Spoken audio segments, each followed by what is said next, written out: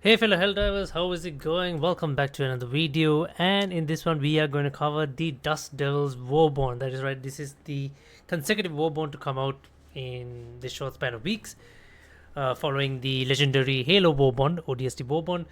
So yeah, I'm going to give my thoughts on what I think about the Dust Devils Warbond, show some gameplay, and kind of like see. I haven't really grinded out this Warbond 100% yet.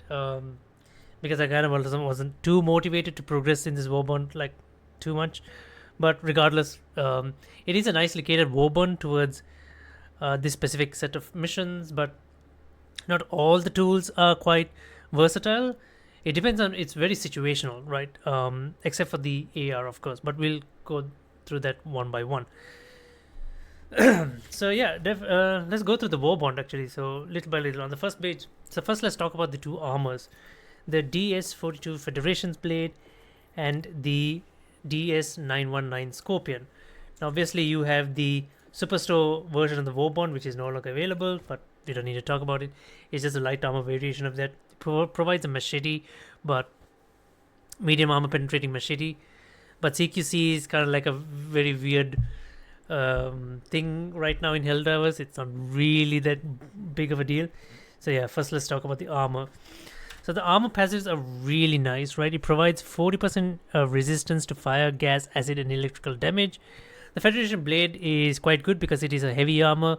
So in the high world, this I feel like this armor has saved my life. Like it has given me that sustainability, that important sustainability. The increased throw range is not really that important, right? It's up to you whether you want it or not. So even if you like, in my opinion, you really don't need this armor, because if you purchased the kill zone, if you purchased from the kill zone war bundle when the crossover event was there, and you got yourself the AC1 Dutiful, which is a medium armor, but it provides 50% resistance to fire, gas, acid, and electrical damage. So that's 10% more than what the Dust Devil armors are offering you. This will do the job much better, I would say. So yeah, that's just up to you. I'm just rocking this because of the heavy armor protection, just for the additional armor rating.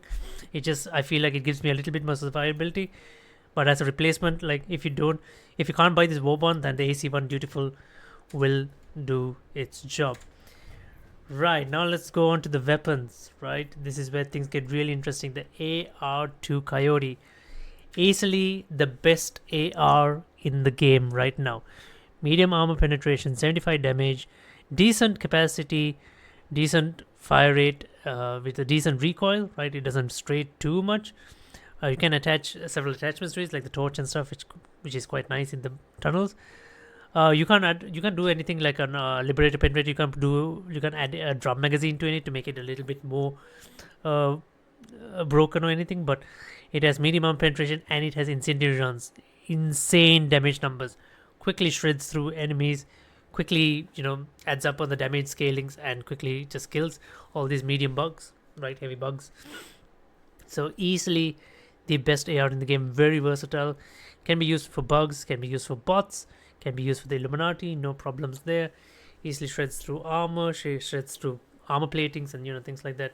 So yeah, easily the best AR right now, in my opinion, the best AR right now in game. Moving on, the first new stratagem, the Speargun. Very interesting, fun weapon to use. Think of it like a sniper rifle, right? It has a very long range, quite a long range. Very silent, good for stealth builds as well.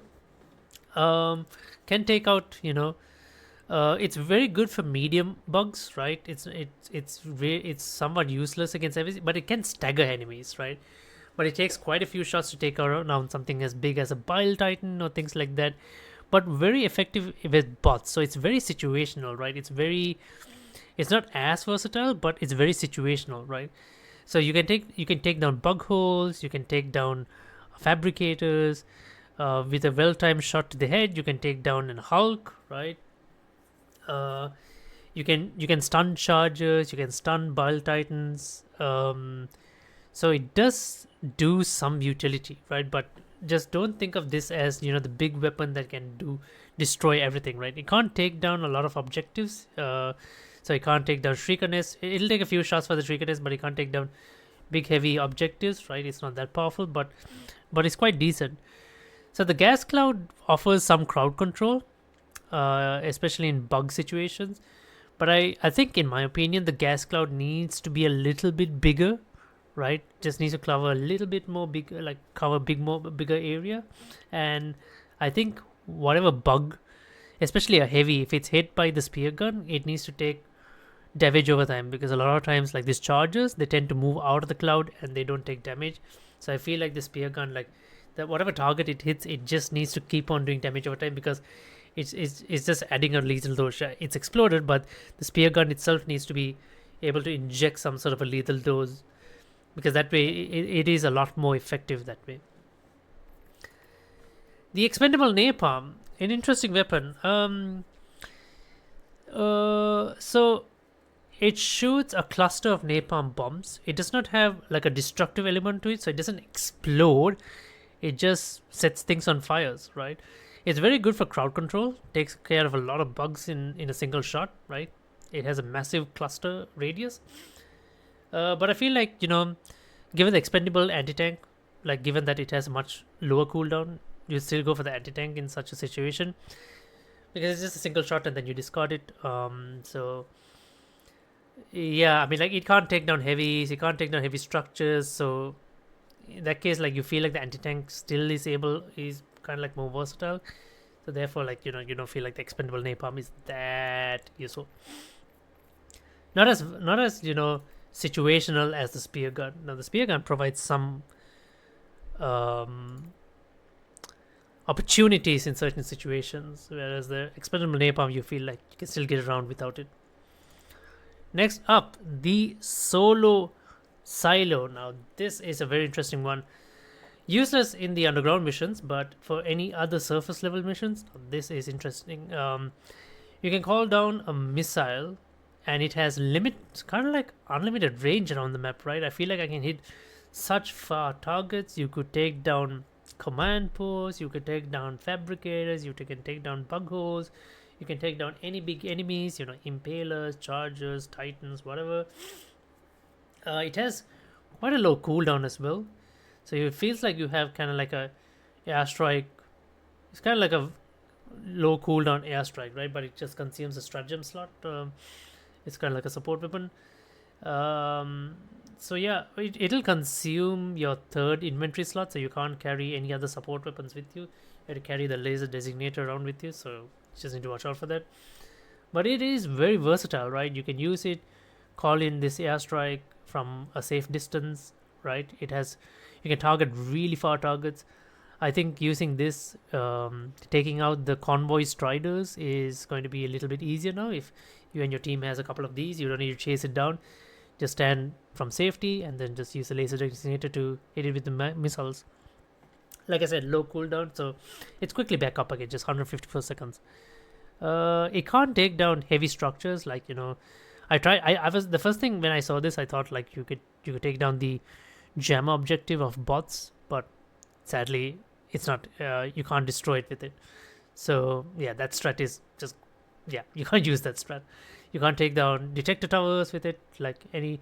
You can take down spore trees, like organic objectives, like spore trees, shrieker nests. Yeah, those are fine, but you can't take down like detector towers or the gunship fabricators or the jammers. Yeah, for the bots, yeah, you can't do that with it.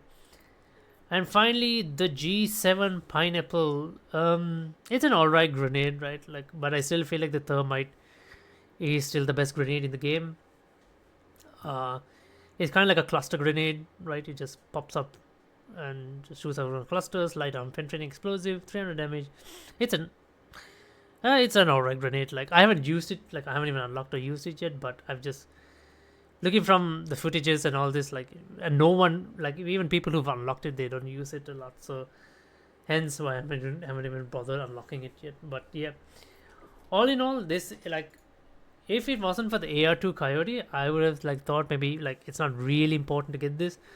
But from this, what I feel like is the AR2 Coyote and the solo silo just has things that would work.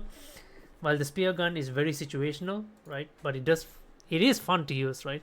But it's very situational. It provides some unique opportunities. I think it's a little bit more effective on bots than bugs or Illuminati. I just feel like the spear gun is more situated for bot missions from the looks of it. But yeah, napalm, yeah, in my opinion, napalm is pretty much useless, and so is the grenade. So for me, it's going to be not even the armors, but just the AR Coyote and the Solar Silo. That's it for me.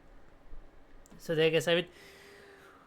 I hope you guys are having fun with the new Premium Warbond. If you guys have used it, do share your thoughts. What do you guys think about it? Do you feel like it has some of these weapons have better utility? Do you feel like you can utilize them better? Do share your thoughts in the comments below, and yeah, I'll see you guys in the next live stream or video. Till next time, then, bye bye.